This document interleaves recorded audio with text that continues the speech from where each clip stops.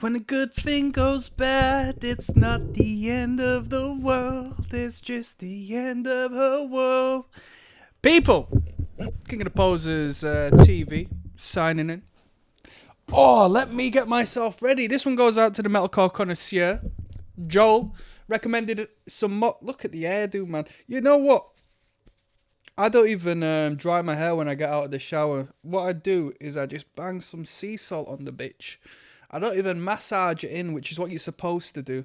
And I just walk around like a flipping tramp all day. Rock and roll ain't dead, people. Punk rock isn't dead. Joel, the metalcore connoisseur, he's been enjoying a couple of Guinnesses as of recent. For this listen through, I bought the highest percent. Look at this. Security protected, chilled foods. Please remove all packaging before microwaving. Look at that. I bought this and it's still got the tag on. The bullshit, people. If you want to... I'm not saying if you want to. I'm saying if something accidentally falls in your bag, the tags are there to try to repel people, to fear them from walking out of the door and the alarm going off. They don't fucking do anything. It's bullshit. I actually got... I guess I can say it because I got caught. I got caught the other day with something accidentally in my pocket. And we'll leave that one there. Quite embarrassing. Didn't take no details. But I'm not returning to the shop. Anyway, with that funny story out of the way, you're going to have to correct me if I mispronounce the name of this act from start to finish, which I've done multiple times on this channel. I called Cocksparrer for like the entirety of the first record. And I think I called the band, which I still haven't got the answer to. I think the band is called Live, but I was calling them Live, like throughout the entirety of the record. So there you go. Shai Hulud, is that the name of this act? And what's the reference to? I don't know where the name stems from. I assume it's a historical or verging on spiritual reference. I don't know. But we've got 9 tracks. Hearts once nourished with hope and compassion. This band's been knocking around for some time. 1997, Joel mentioned that it came out. So if it wasn't 1997, don't hate on me. Don't. You're going to have to point the finger at the metalcore connoisseur.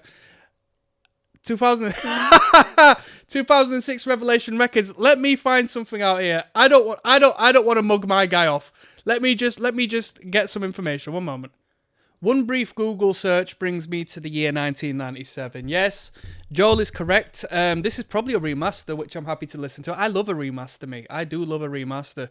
Anything that's remastered, generally, the label finds purpose in remastering. It's because it's an half-decent record, you know, and it needs more justice. Revelation Records, in this day, might be an underrated label. A lot of good acts on Revelation. Actually, a couple of hardcore bands in the local area got put out on Revelation not so long back. And same with Triple B Records. So the Americans don't mind us, which is nice. This got remastered in 2006. Then I assume it's a remaster. I don't see why you wouldn't remaster it if you're putting it out 9 years later. How long have I been speaking for? 4 minutes. Let's crack this open. It's cheap and it's high volume. That's how we do it. All we do is binge drink over here, people. We don't mess around. On one of the listen-throughs, on a Thrash record, I won't tell you which band, I don't want you searching it out, but on a Thrash record I listened to on this channel, I got drunk. And by the end of it, on the last track, bro, I just went on some 20-minute tirade about Abrahamic faith and religion and so on and so forth. Monotheism in relation to thrash metal lyrical content. This one's solely concentrated on the negative aspects of life. I'm sure some people who find comfort in negative music correlate with that message. Let's go. Let's flip and go.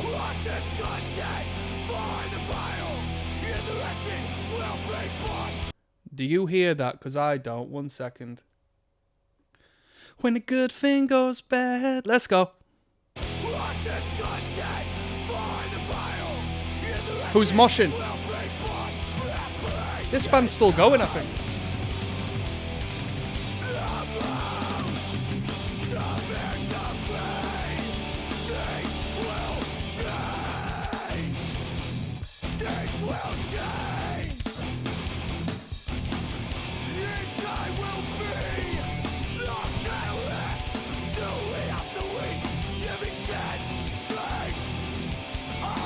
We're on the red wine tonight. Do you know what I have to say about that, people? Blood of Jesus. Blood of Jesus.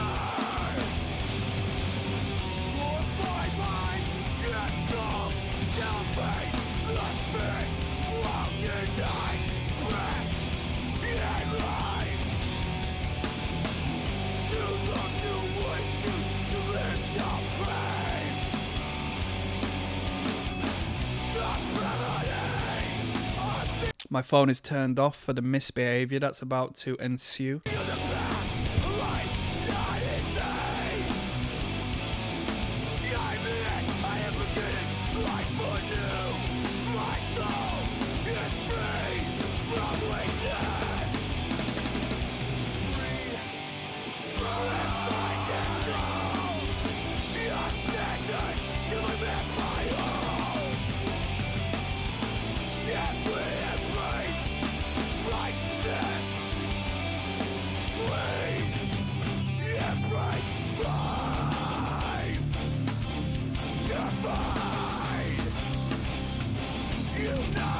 Some weird timing there, right?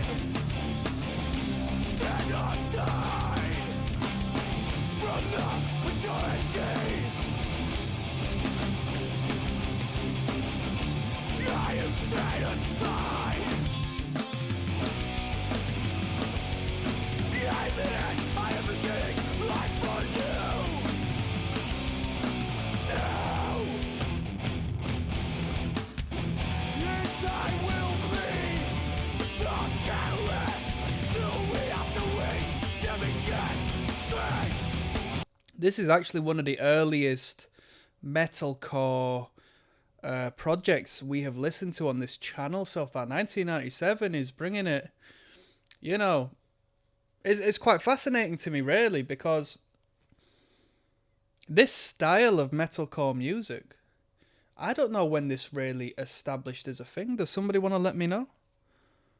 Because I associate this particular style with the 2000s, and I sort of approach the 90s metalcore or the mid-90s metalcore of like vegan, straight-edge, militant, Slayer riff, mosh worship. But this is, you know, arguably ahead of its time. As far as I know.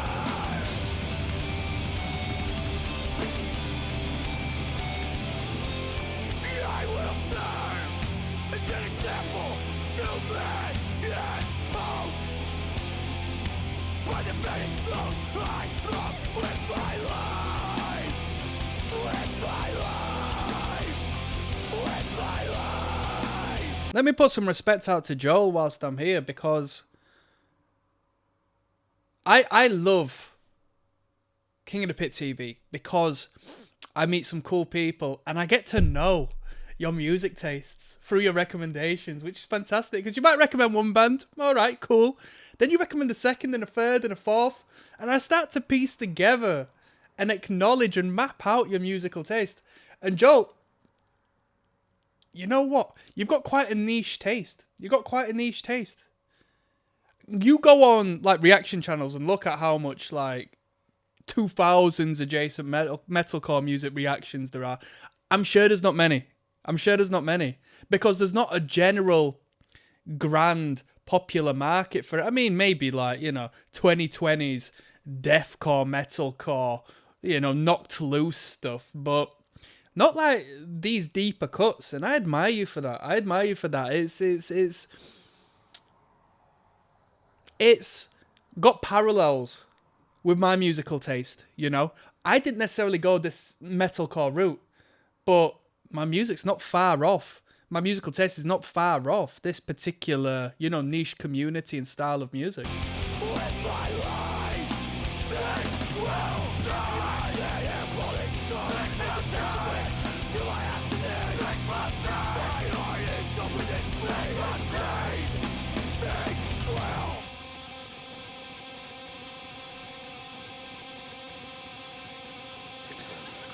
When did Disembodied start performing? With this style of panic chord playing? Were Disembodied quite early? Because they were metalcore, right? We've got My Heart's Bleed, The Darkest Blood coming up next. My comments on that last track, I'm going to tell you on this one. There's Rocksteady King of the Pit TV signing in. Shai Hulud, I think, is the title of the act. I'm looking forward to some breakdowns. This is a breakdown band. This is a mosh band. Get rid of the filler. Just choke for me. Choke for me. My Heart Bleeds the Darkest Blood. Let's flip and go.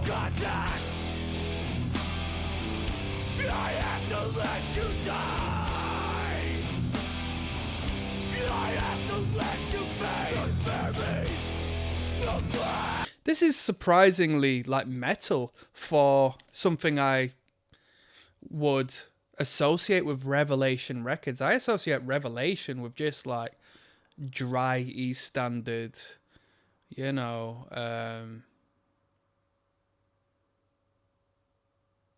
oversized t-shirt hardcore.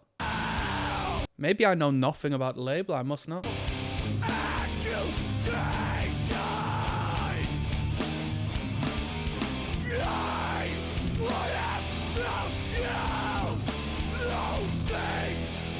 This tastes disgusting.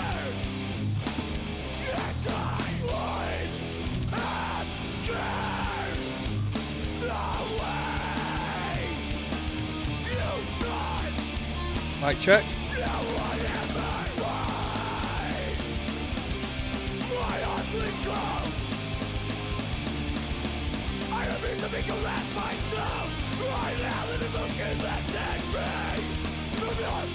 Joel, if you've not caught on, because you might not be looking through my Grateful Dead videos and the like, I'm putting a two-piece together. I've done a two-piece project and just waiting for the drums to come back now. It doesn't sound like this. But it's metal. It's hardcore metal. It's, you know, heavy metal, thrash metal adjacent, moshcore music, man.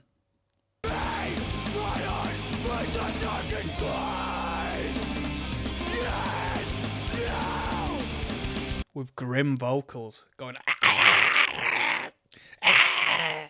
So you can throw some claws up in the mix. Come on now, people. Let's not mess about. No pose. Well, only poses are allowed. Only poses allowed.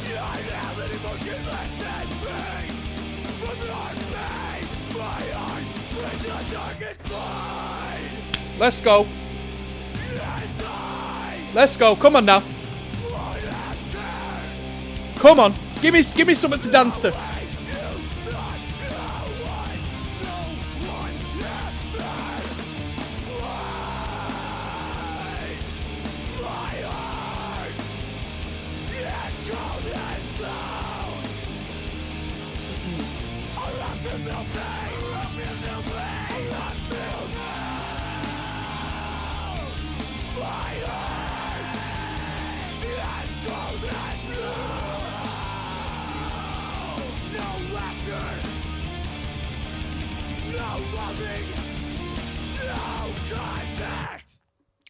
That was My Heart Bleeds, The Darkest Blood. The Darkest Blood. It was alright. It was an alright tune. Bruh, when you give me a track at 2 minutes 6, I want a breaky D. I want an E-chug. I want an E-chug. There was a great blog post years back that I read from a dude from the local circuit, and it was called In the Defense of E-chug.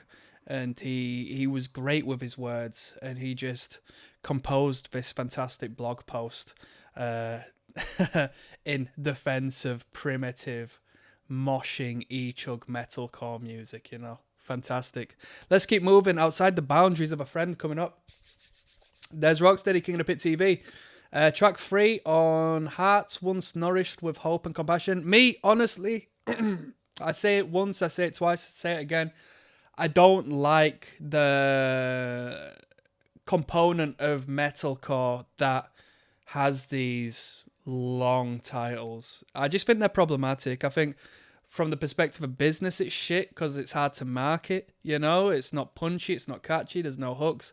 And I just think sometimes they delve into the space of pretentious and pseudo-intellectual. And I apply it to death metal as well. Sometimes death metal has just got like, they just throw big words in and they just have long titles for the sake of it because it's cool. And I don't think it's cool. I don't think it's cool. I mean, Shai Hulud haven't really done it as strong as some bands do on this record.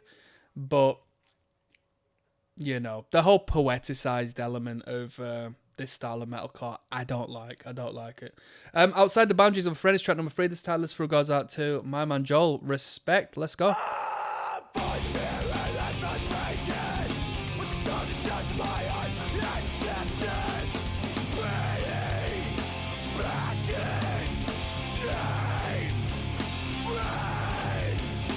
Sipping on a Chianti tonight.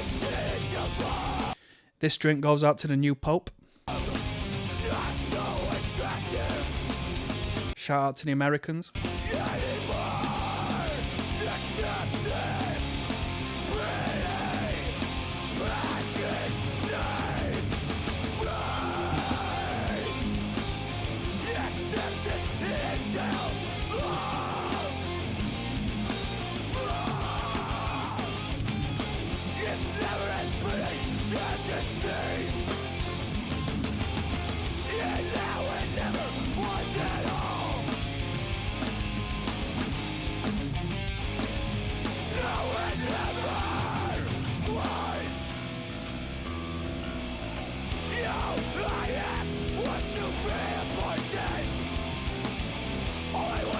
One thing about this album so far is that these dudes structure these songs in quite a bizarre way.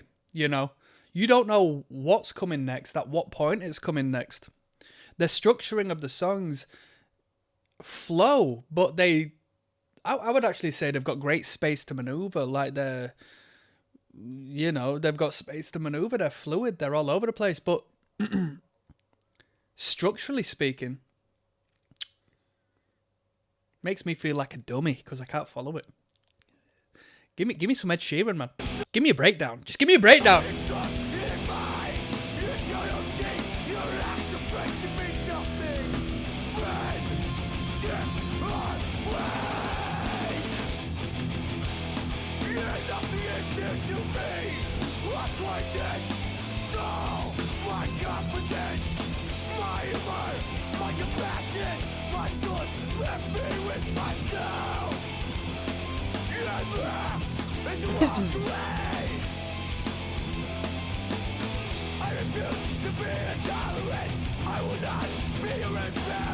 You gotta take me to some E-Chug. Take me some E-Chug. I'm not so attractive anymore.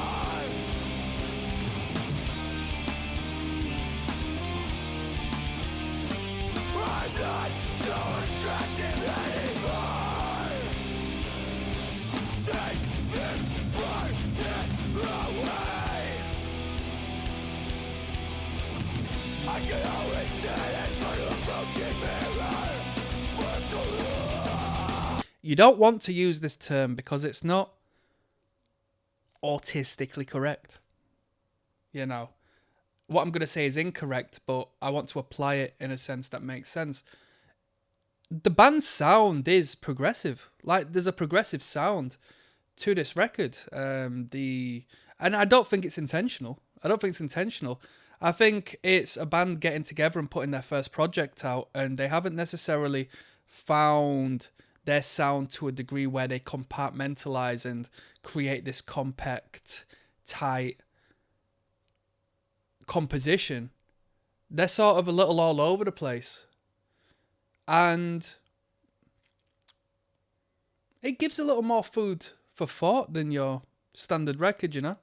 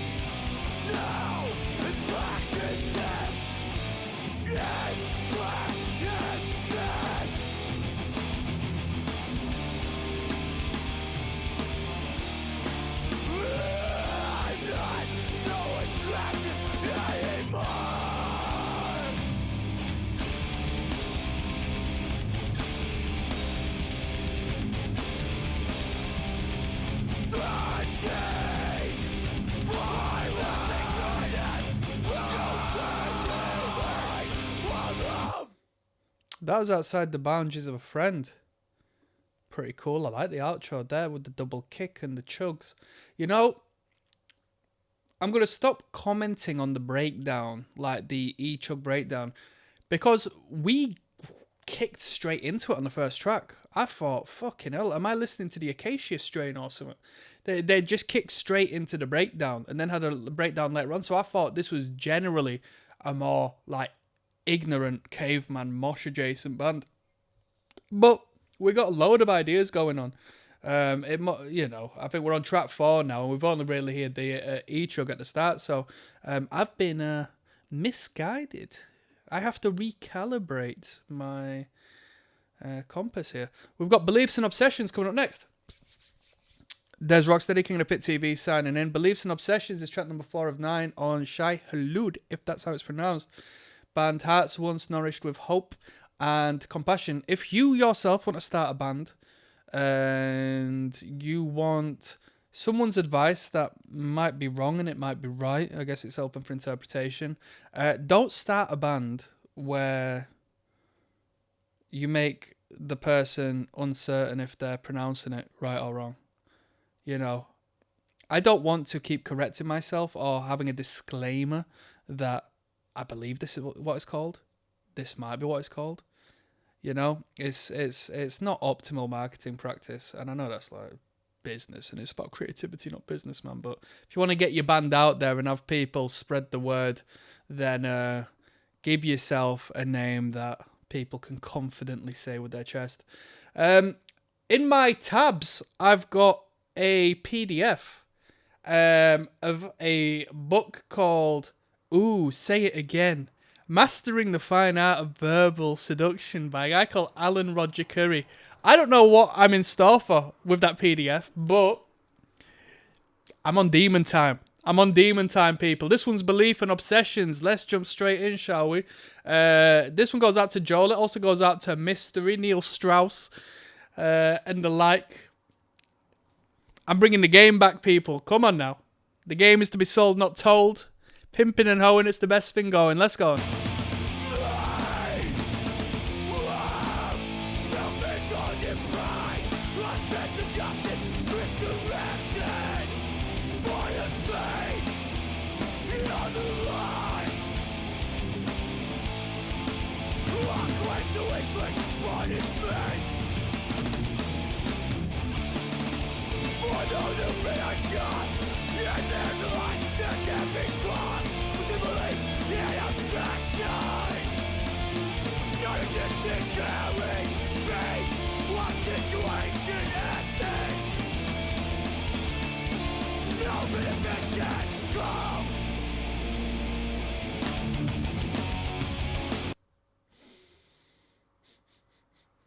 Let me have a sniff. Hold on.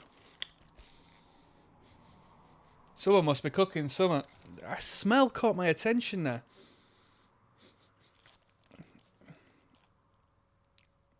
Isn't it mad? We've got 5 senses, but to really accentuate on one in particular, if you want to pay attention, you're best shutting off the others.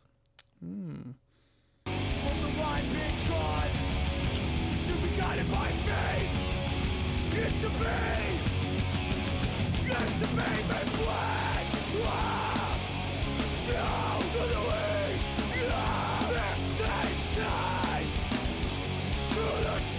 artwork looks like it could have been done from the Converge dude.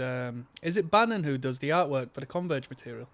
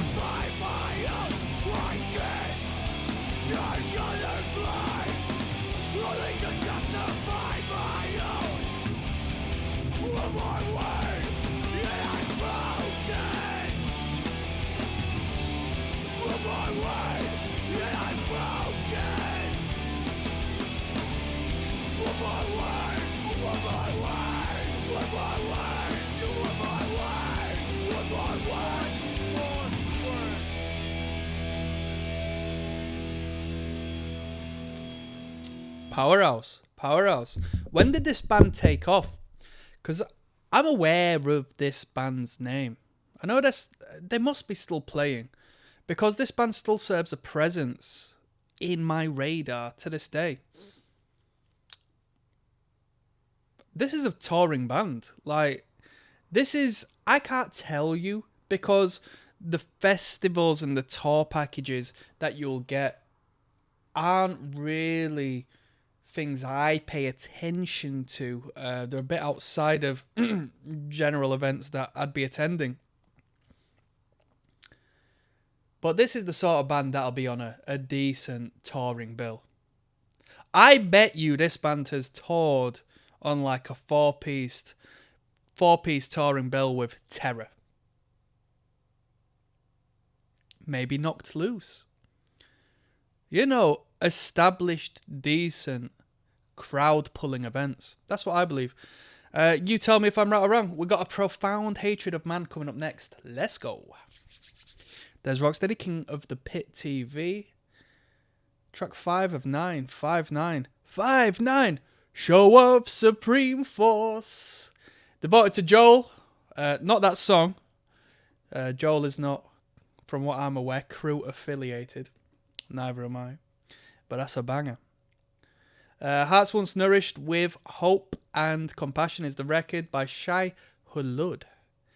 Shai Hulud. A Profound Hatred of Man is track number 5. Let's flipping go, shall we? Let's fucking go. Come on. They said we only kill.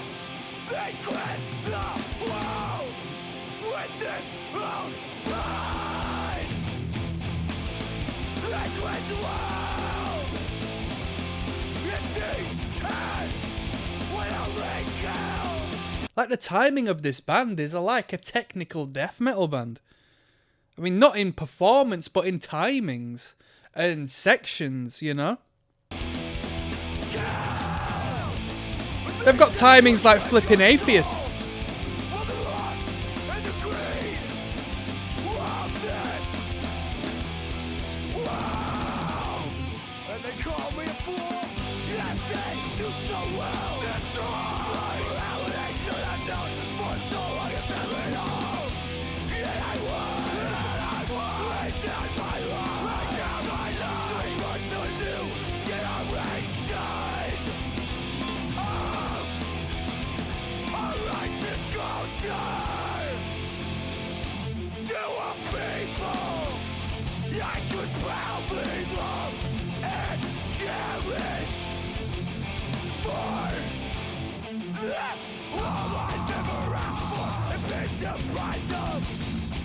You know, the relative, related videos are giving me some cool stuff. First and foremost, we've got The Song Must Flow by Shai Hulud, which is only uploaded 2 years ago. So, you know, the band's got longevity, to say the least.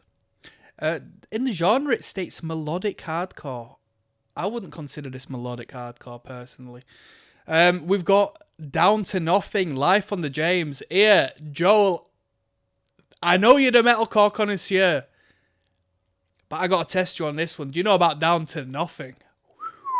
Down to Nothing are a great band. Their first couple of projects, fantastic hardcore punk. Fantastic. We've got a Shai Hulud album, That Within Blood Free. Tempered, alright. We've got In My Eyes. I've not really gone into In My Eyes. I'll have gone over them on Spotify, you know, but I've not really gone into their records. They haven't caught me like that. we've got the record Worthless by Weekend Nachos. Now, I reckon, oh man, Weekend Nachos, what a fucking band. Weekend Nachos are a very good band. My cup of tea. I like Weekend Nachos. Very good. We've got the compilation album, New York Hardcore, The Way It Is. I don't remember too many tunes off of that. I think we've got Warzone. We've got Outburst. We got Sick of It All, maybe. Yeah, that's a classic compilation record, that. We got Built to Last by Sick of It All. Built to Last. Nocturnal, Black Dahlia Murder, which I think was the last record we listened to in regards to the BDM on here. Venom and Tears by Throwdown. Whoa, Joel, you got to know about that one. You got to know about that one. That was a hardcore band, a tough guy hardcore band, trying to riff like Pantera. I need to revisit that record. I don't remember much off of that record, but when I was younger and downloading a lot of music, I came across that record and I really liked it. I did really like that back in the day. Lagwagon. We're probably going to get to... I hope you didn't pick up on my breathing there. Fucking hell, I must be 50 years old. Lagwagon is probably an album we're going to get recommended at some point. Judging by the... criteria we tick off. Very cool. Lagwagon, Non-Stop by Sick of It All. KSI. And there we go. Let's keep moving.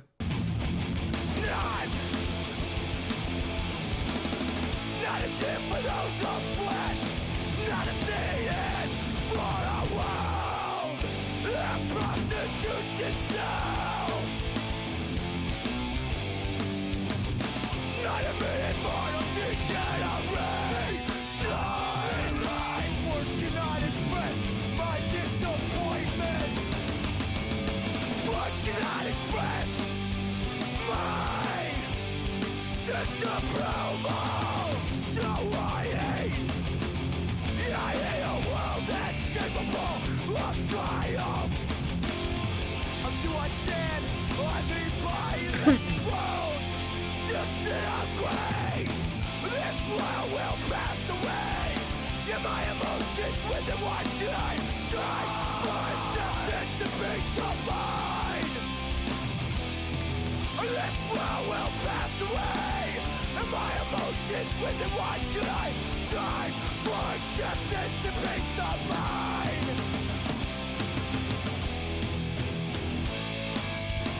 This hate consumes me. And it runs deep.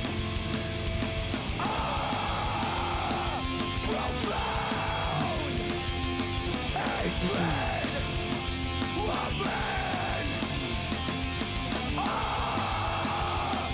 Profound hatred of men.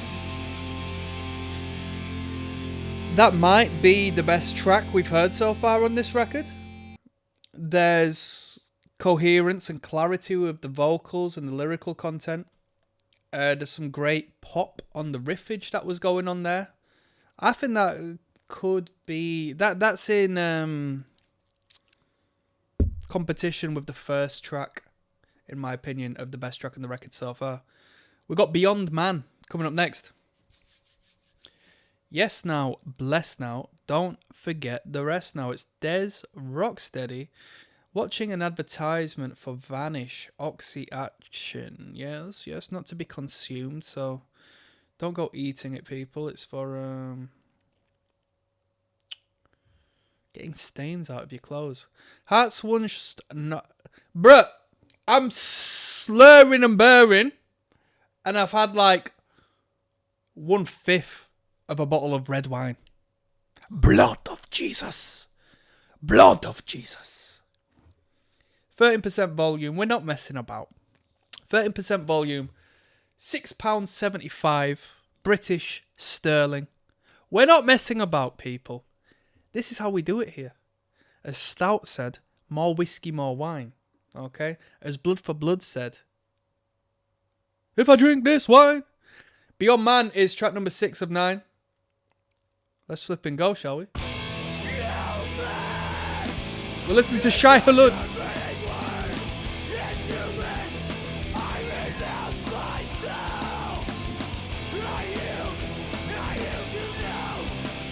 I'm going to come with a controversial statement.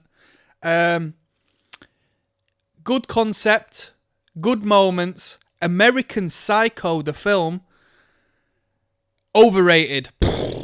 This is where I need a soundboard for an explosion. Overrated.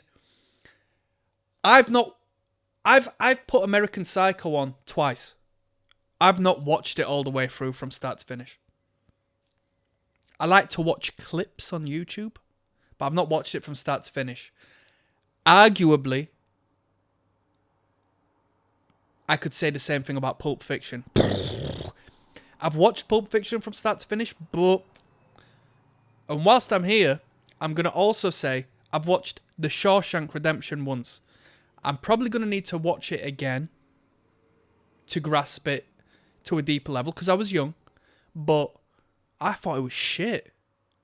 I thought it was long and shit, honestly. That is controversial.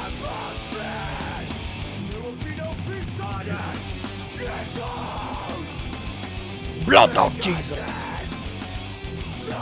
It's not The Passion of the Christ. That's a hard film. Mel Gibson, hard.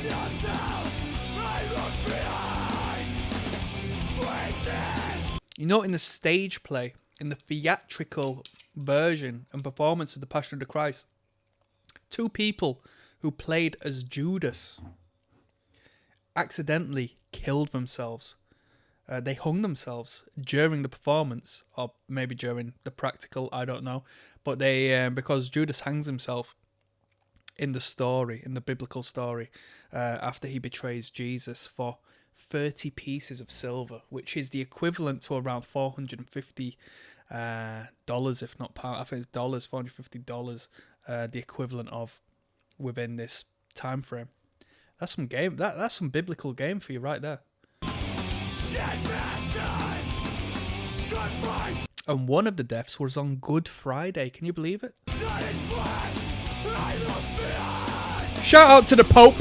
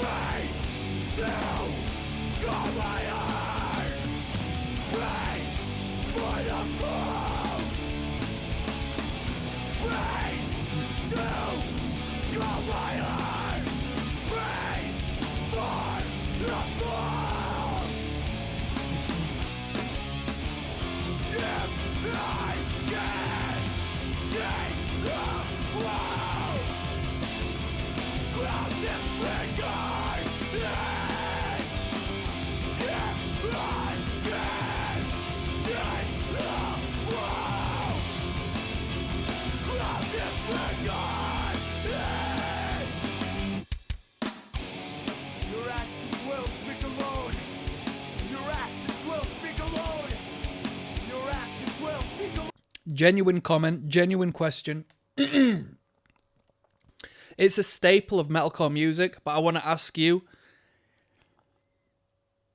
is the spoken word bit, you know, the spoken word vocal, is it ever good? I'm known to do a little spoken word bit myself in my hardcore adjacent projects. It feeds my ego. But does it really sound good? Or is it always a bit soft? My only exception is when it's a European guy who can't speak proper English, trying to speak proper English. in the 90s in Belgium. That's really my only exception. Your actions will speak. Your actions will speak alone. Your actions will speak alone. Your actions will speak alone. Your actions Or if it's Zach De La Rocha. will speak. Your actions will speak alone. Your actions will speak alone. Your actions will speak alone. Your actions will speak. I will be at peace. I am not a man. Nice to get a little hook there at the end, eh? We little hook-a-ducked there at the end. Very good, very good, very tasteful, very tasty. This Wake I Myself Have Stirred is coming up next. There's Rocksteady, King of the Pit TV signing in. The advertisement here is for White Claw. Trust me, it's got like flipping 2% alcohol, and it's made from the blood of kids that go missing. So I wouldn't recommend. Fuck, no. It's not. That was a joke. That is a joke. You can get done for shit like that nowadays. You can get done for shit like that. No, it's not. It's not. I mean, what they're gonna take me for? They're gonna sue me for flipping £2. Don't worry about it. It's a joke. I've had a White Claw. Yes, I have had a couple of White Claws. My opinion. It's a review. It's shit. I wouldn't recommend it. Don't go spending £4 on a White Claw to have 2% vodka. £6.75, 13%. Blood of Jesus. Blood of Jesus. Get yourself a red wine. Get yourself some bread. The Holy Communion. Find faith, people. I'm not religious, by the way. I'm not religious. Arguably, I might be the Son of God, but I'm not religious. Ah, that's blasphemy. I think that might be blasphemy. I am not the Son of God. The Son of God is probably the Son. You know, it probably stems from pagan tradition. We think it's a halo. Oh, I'm not going to generalize. The general populace think it's a halo that is depicted in the Renaissance arts and the artistry of the Christian faith. But who's to say that's not the literal sun? And then if you go even further back in time, you find out that the Egyptian depictions of the sun and so forth actually represent the planet Saturn, the dark sun, because there's a lot of Saturn worship which manifests itself today. Some may say the Kaaba, the black cube that the Muslims rotate around, like a ring, is in representation of the cube of Saturn, because there is a hexagon upon Saturn, and so on and so forth. But we're not going to talk about that. That's deep game. That's deep game. All I'm saying is that Jesus Christ might be the sun, and the 12 disciples might represent the zodiac. But who am I to say? Yeah, who am I to say? This one is This Wake I Myself Have Stirred. I'm in complete respect to the faithful. I've not made my choice yet. Let's go. I'm dropping game tonight, people. This is hard. I like the twinkles on the guitar here.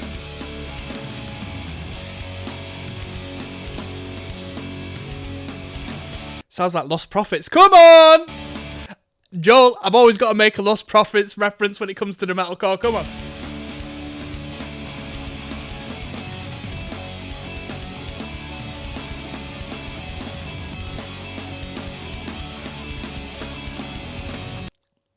An untold Lost Prophets story.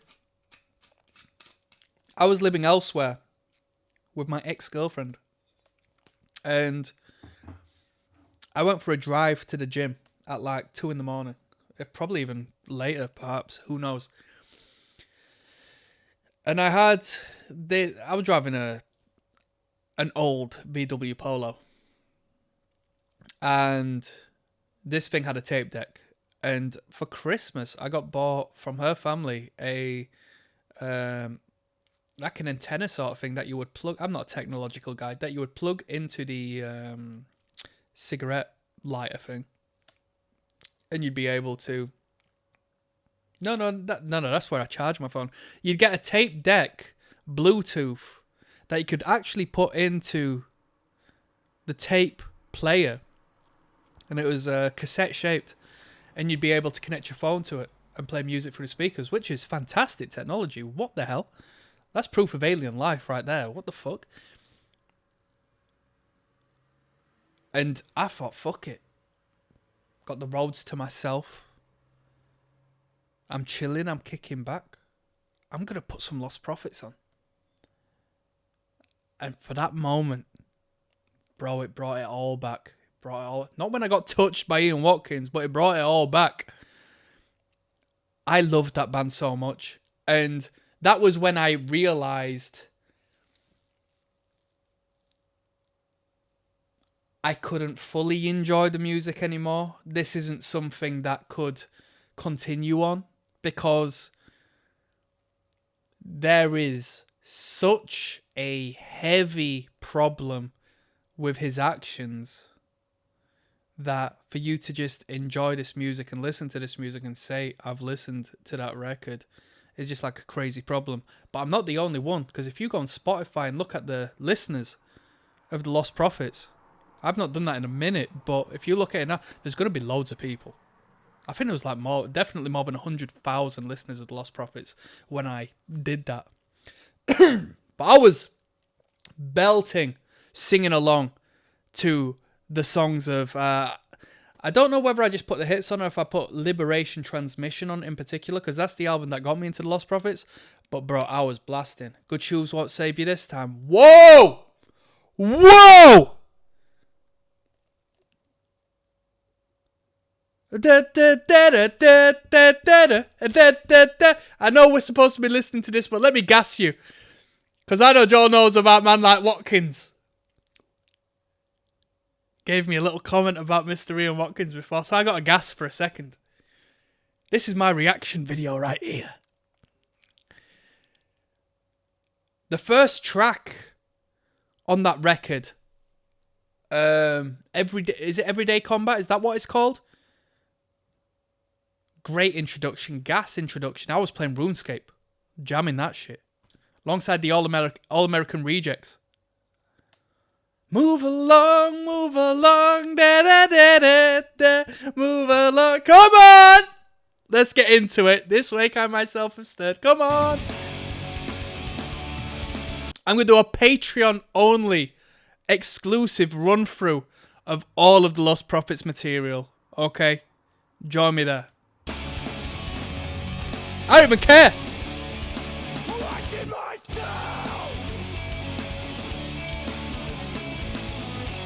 Great melody.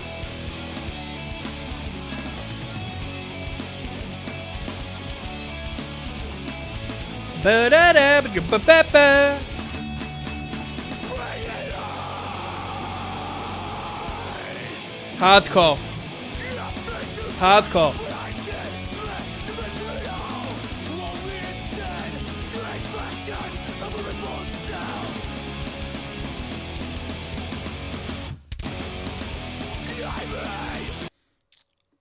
Not only have we got the In-Betweeners Season 2 with Will's mum being the thumbnail, not only have we got I destroyed the most toxic PKers in RuneScape in the related, not only have we got my Skinhead Life, new Skinhead book, promotion, we've got an album, a playlist of an album, Demonstrating My Style by Madball.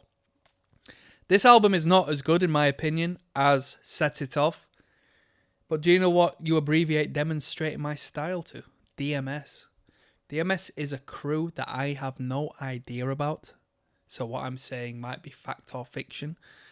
But DMS can also stand for Doc Martin Stomp. And it can also stand for Drugs, Money, Sex. From there we've got Set Your Body Ablaze by Shai Hulud. Fascinating, eh? Fascinating.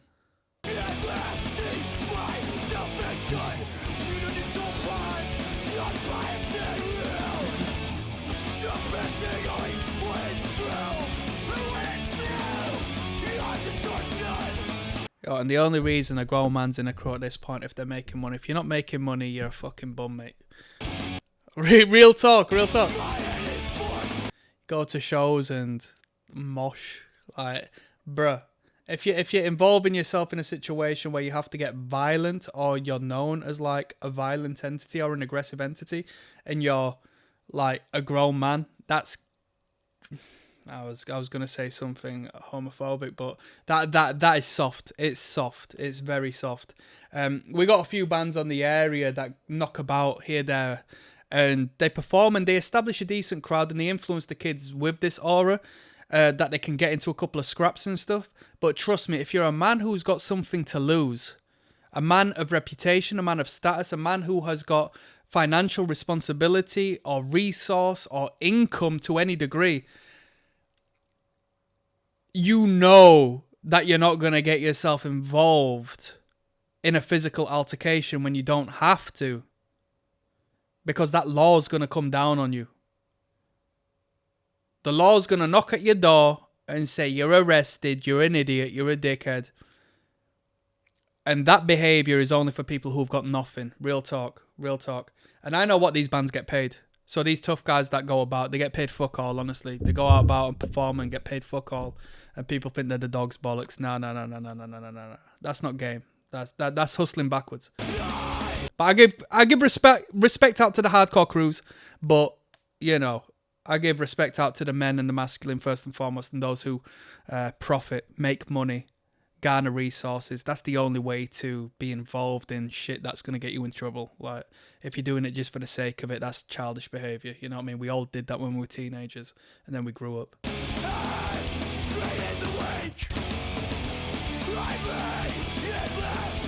You know what I mean, yeah?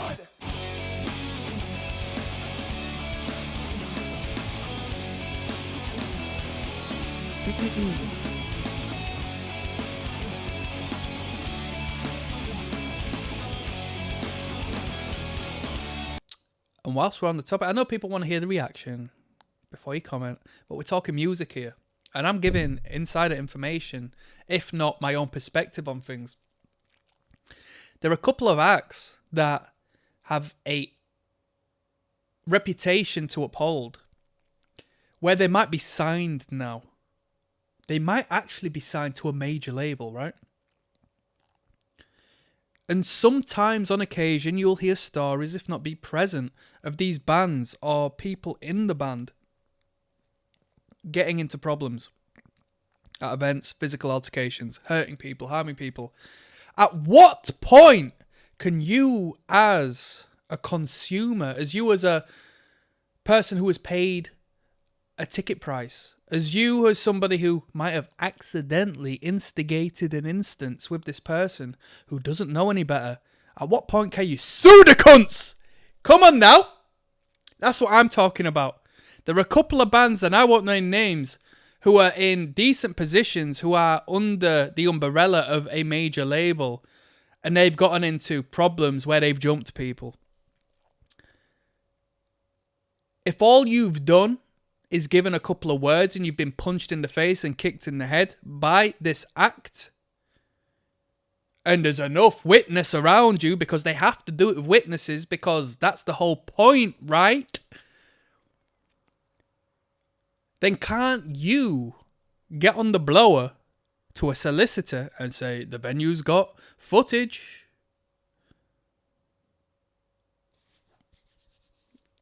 Take them to the cleaners, man. Take them to the cleaners. This is King of the Pit TV. We're against the bands here. We're against it. We're against hardcore. Come on. It's me versus the world. This is punk rock. Come on. I don't fit in nowhere, man.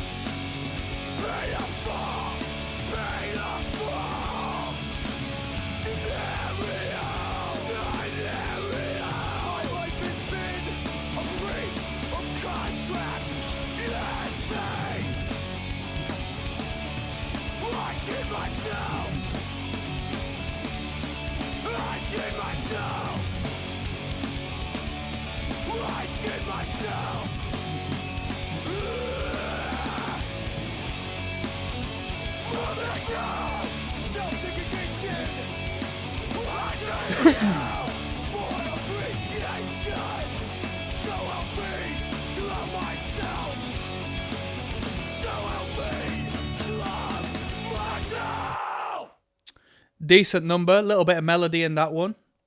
I can see why there's a little bit of a boost on the numbers on that track. Let's keep moving. Eating Bullets of Acceptance. Yo, I'm giving game today, people. I'm telling you, if you see an act, if you pay a ticket to see a... Let me continue in this next video. There's ROCKSTEADY, King of the Pit TV, signing in with a public service announcement. Following on from the last track, I'm starting a movement. I'm saying you, as a fan of music, should buy a ticket and go watch live events and do your best to to indirectly aggravate the artists, the bands, if they're of a stature where they're making an appropriate amount of money. Aggravate them, get attacked by their crew, by their actual personal identity, by themselves, by their tour manager. Get them to give you a few bruises and sue the fuck out of them. This is us against the world. This is the consumer versus the creator. This is the pimp versus the trick. This is the follower versus the leader. We're into punk rock music. We should rebel. We should uprise. We are the most important. Aggravate the hell out of these bands and sue the heck out of them. It's a sign of love. It's a sign of compassion. I paid for the ticket. I might as well make some money out of this shit. Eating Bullets of Acceptance. Let's go. We need a name for this movement. Somebody give me a name for this movement. Give me a name for this movement.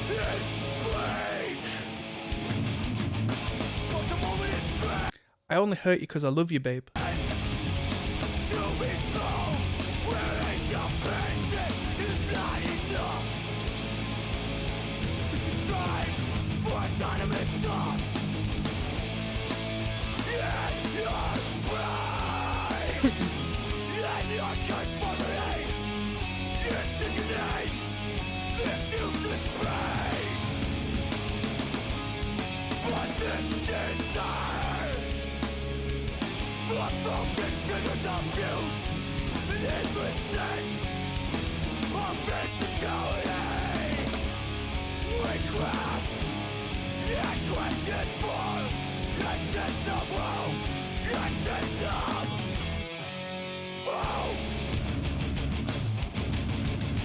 It's not so simple to sit and wait.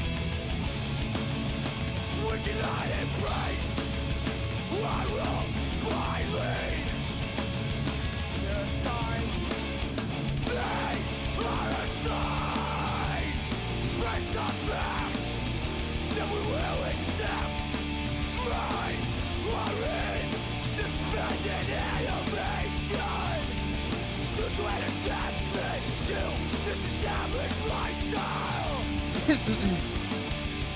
To this established lifestyle. My distance will not be dictated like a read from a book. I will not be pre-attached. One thing I'll give the band props for on this record is they've got a good use of two guitars. Consistent use of two guitars. Doing their own thing, creating depth of sound, you know.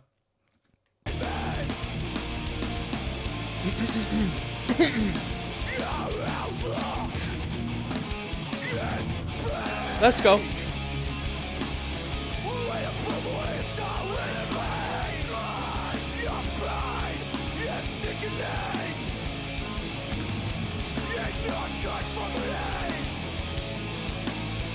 But the moment is grand. We strive for autonomous thoughts. It's all we crave. It's all we crave.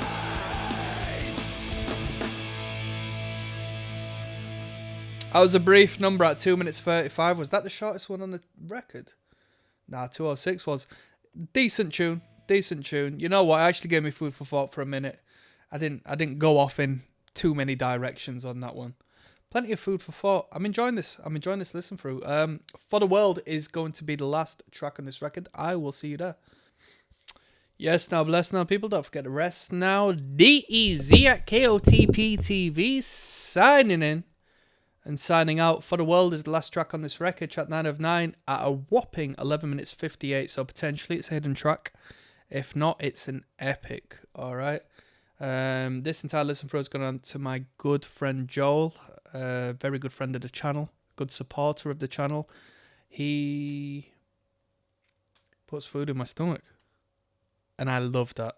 You know, that's deep. Times are hard. So everybody who supports this and engages with music with me, I appreciate you on a deeper level, wholeheartedly. All right. I got a bill come through, electricity bill. I can't do it without you, dudes. I appreciate and love you to bits. And this is the last track of the record. I was going to say something, but what do I say from here? I was going to say something. I'll remember it. I voted for Trump, not Biden. Why would you go to that island?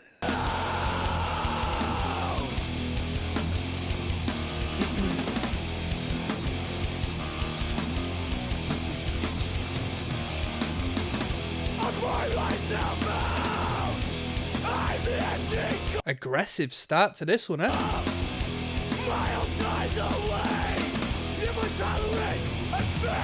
Either this is super aggressive, or there's a difference in the audacity, the volume level of this track in comparison to the rest.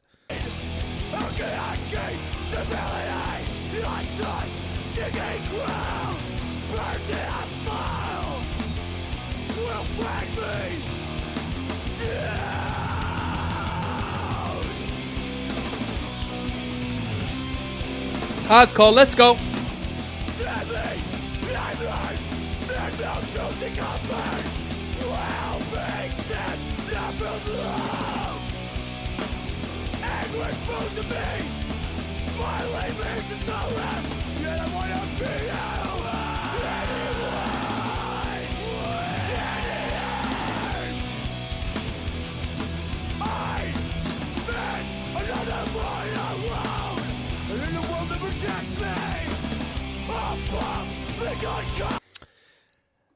I want to ask you a question. Do you think Rage Against the Machine is metalcore?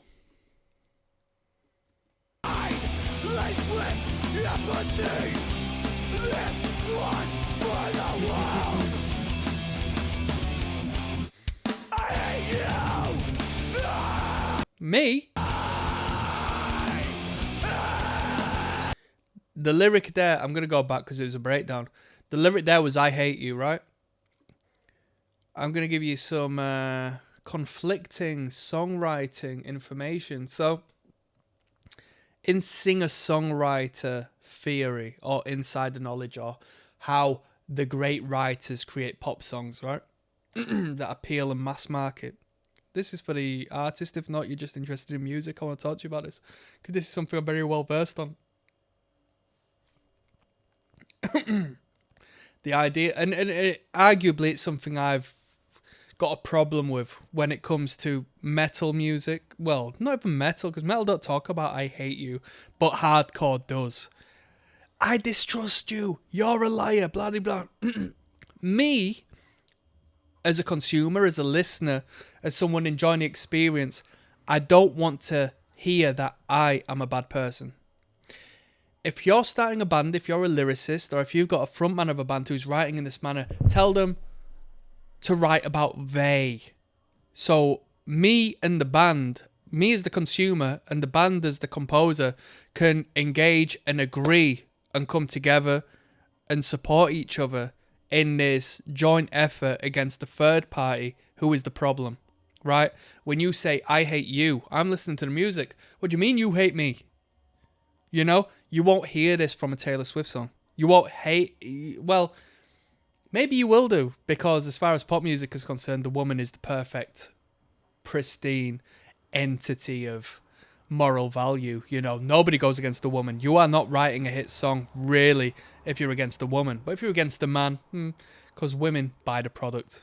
Women are, you know, supposedly women are the trendsetters in, like, the marketing of pop music, but I don't know, I've always disagreed with that, but that's what general songwriters say, and that's Maybe that's propaganda. Maybe that's social engineering. Maybe that's destructive social engineering. I've just come across an alternate insight there. But as an artist, even though you're writing about how much you hate someone, how much somebody's done you bad, don't write it as you. Because I'm listening to the music, and even though I understand where you're coming from, my subconscious doesn't. My subconscious perceives I hate you as how I've perceived it my entire life. My brain has heard, I hate you however many times, such as the next person has, but it's always been directed at us.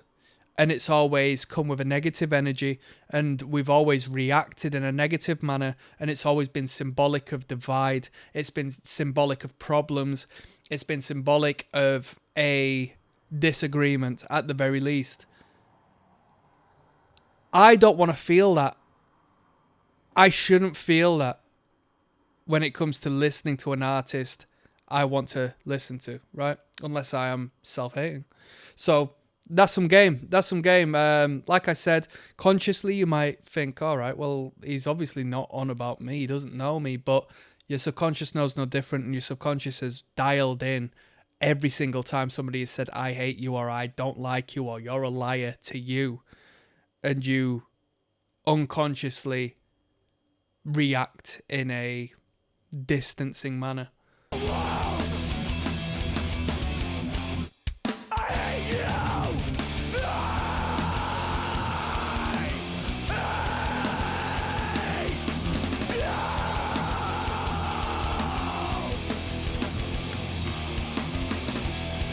Myself out.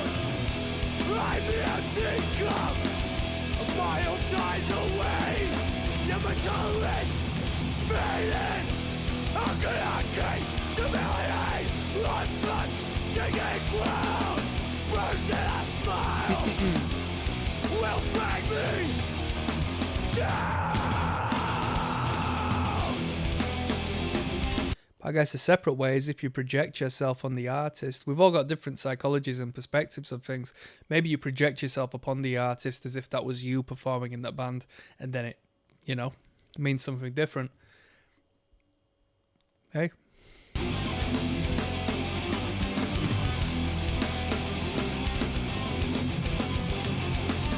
I could get no gold up of it and I shall, but I can't fall down.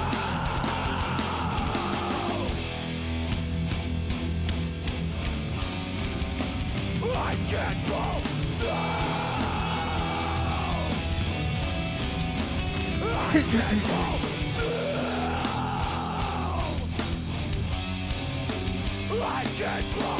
down. I can't fall down. Right. Now we're going to have a hidden track. We're going to have a hidden track.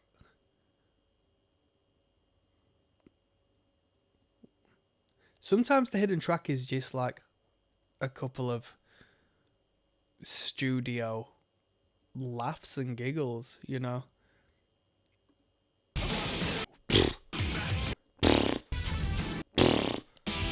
What?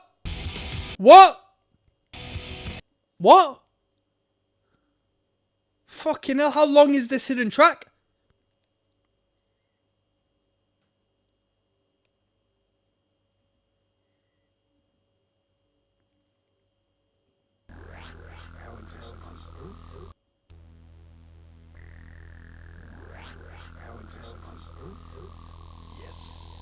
Hell is Earth.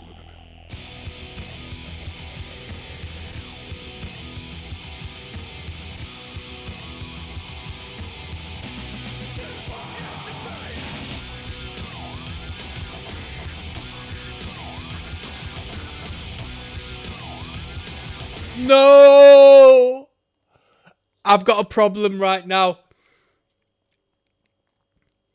I can't have the hidden track be better than the material on the album. This sounds like it's going to be sick. I can't have it be better than the stuff on the album.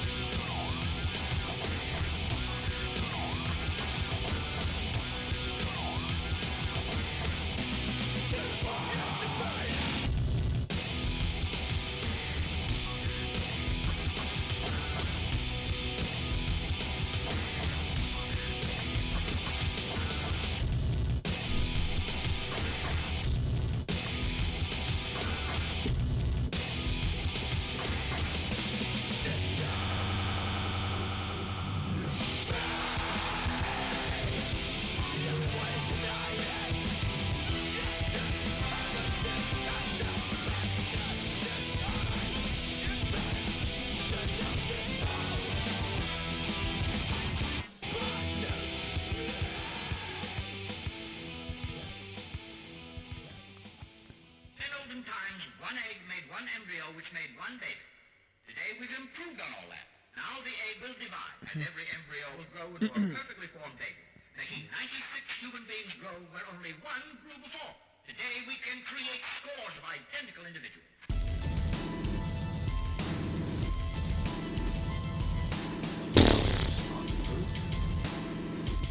Bruh, why are they going hard on the bonus tracks? Yo, they're going hard. They're going hard.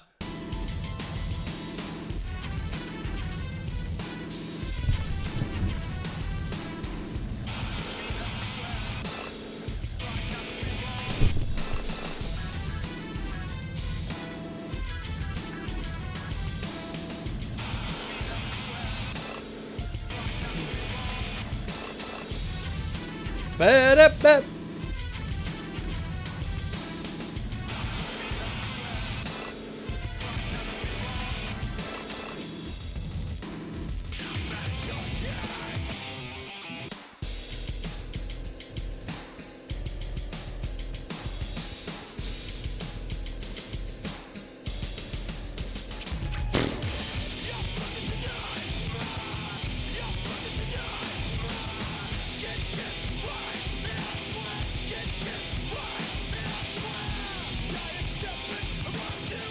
What are they doing? This is sick.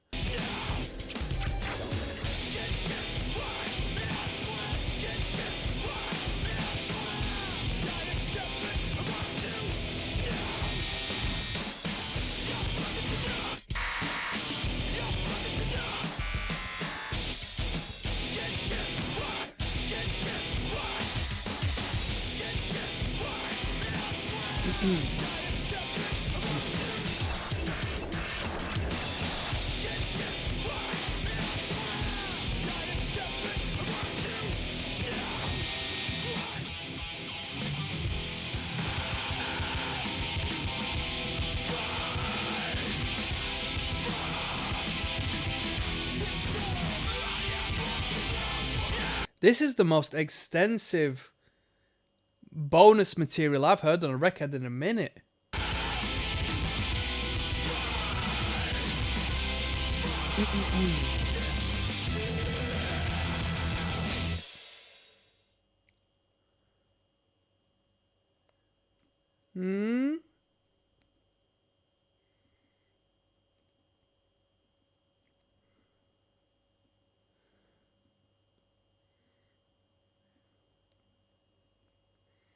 Go home.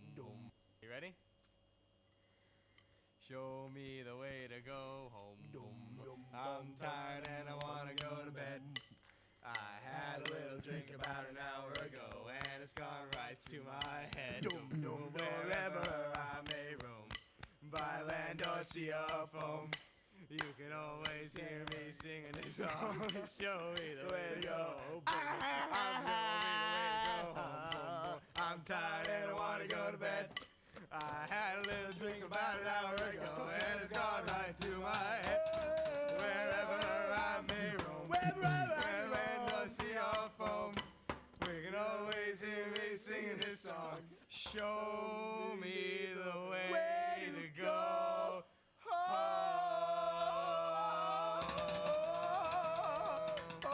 Assoc rules. Yeah. Asuk. This is Ripley. Crusty, last grindy. survivor of the Nostromo. I've never listened to Asuk properly.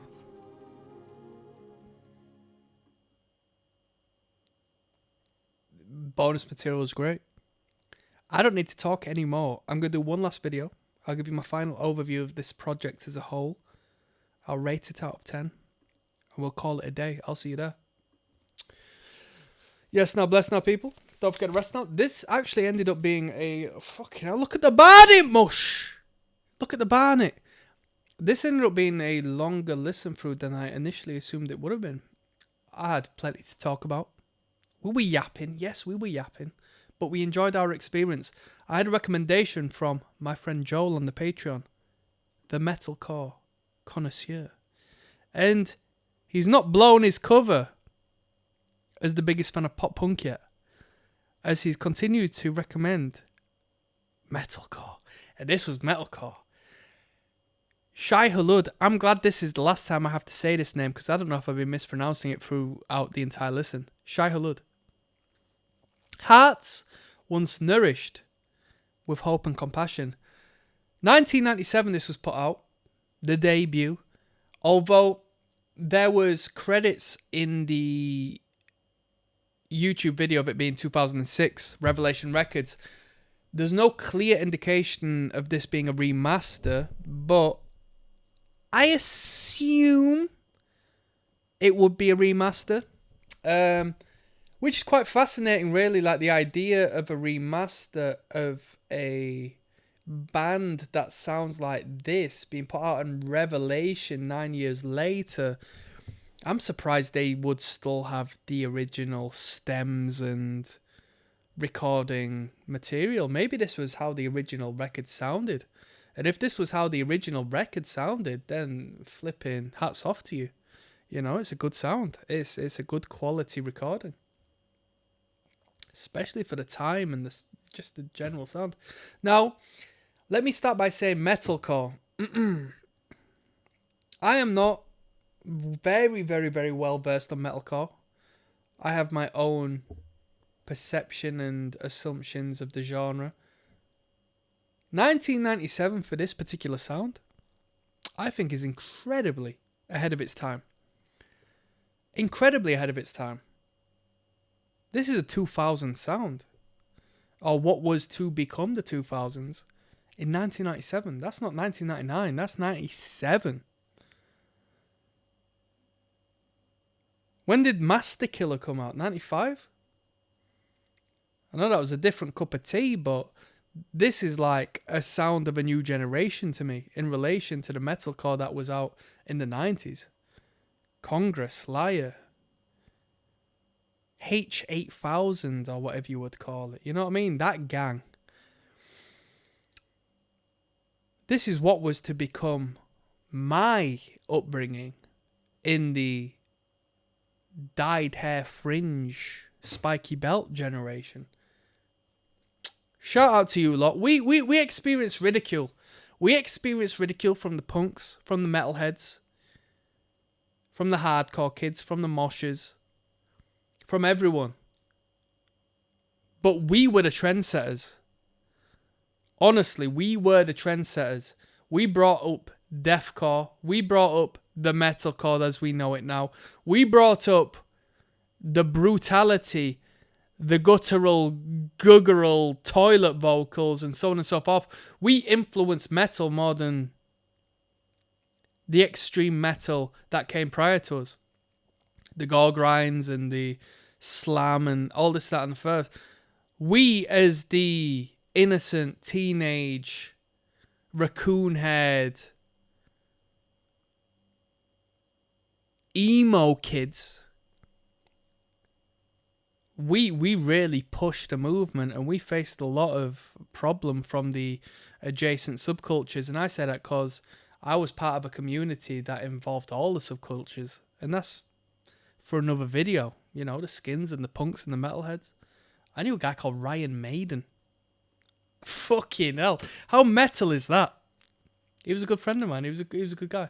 Now, this album, 9 tracks, substantial amount of material, bold production. It's a clear, crisp metal production. Audacious, loud, abrasive. The sound is okay. I'd give the production a 5 out of 10.